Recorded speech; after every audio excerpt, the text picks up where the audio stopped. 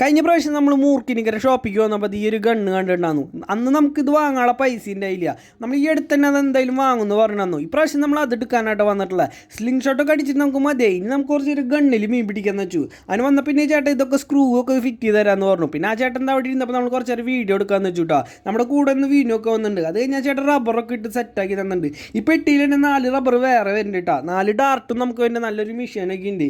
അതിന് ഇതൊക്കെ സെറ്റ് ചെയ്തിരിക്കുന്ന വീണ് ഇതാ കണ്ണാടി എടുത്ത് നോക്കണേ. ഇത് നമ്മൾ മീൻ അടിയിൽ കാണാനുള്ള കണ്ണാടേ. ഇതിൻ്റെ ഒപ്പം കിട്ടണതാട്ടാ. അങ്ങനെ ഗണ്ണൊക്കെ സെറ്റ് ആയിട്ടുണ്ട്. ഇനി ഇതിൽ തന്നെ മീൻ പിടുത്താട്ടം നിങ്ങൾ കാണാൻ പോണേ. അപ്പോൾ നമുക്ക് നാളെ രാവിലെ ആയിട്ട് എന്തായാലും മീൻ പിടിക്കാൻ പോകാം. അങ്ങനെ വന്ന് നമ്മൾ ഈ ഒരു പാടത്തേക്ക് വന്നിട്ടുള്ള കുറച്ച് നാളെ നമ്മൾ ഇവിടേക്കൊക്കെ വന്നിട്ടുള്ളത്. അത് കാരണം നല്ല രീതിക്ക് പുല്ലൊക്കെ കയറിയിട്ടുണ്ട് കേട്ടോ. ഞാൻ ആദർശം കൂടി ഒന്ന് മീൻ പിടിക്കാൻ വന്നിട്ടുള്ളത്.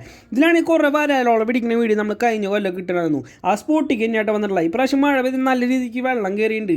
മീനൊക്കെ നല്ല അടിയിലാട്ടോ. പിന്നെ ഗണ്ണിൻ്റെ പവറുള്ള തന്നെ നമ്മൾ എന്തായാലും ഒരെണ്ണത്തിന് പൊക്കിയെടുത്തിട്ടുണ്ട്. ഇവൻ്റെ ഒപ്പമുള്ള വലിയൊരു വരാലി ഈ പാലത്തിൻ്റെ അടിയിൽ കയറി. അവന് നമുക്ക് അടിക്കാൻ പറ്റിയില്ല. അങ്ങനെ കിട്ടിയൊരു മീനെ കൊണ്ട് നമ്മൾ നേരെ വീട്ടിലേക്ക് വേണ്ടി. അപ്പോൾ ഇതുപോലുള്ള വീഡിയോസ് കാണാൻ വേണ്ടി നമ്മുടെ ചാനലൊന്ന് ലൈക്ക് ചെയ്യാൻ മറക്കല്ലേ.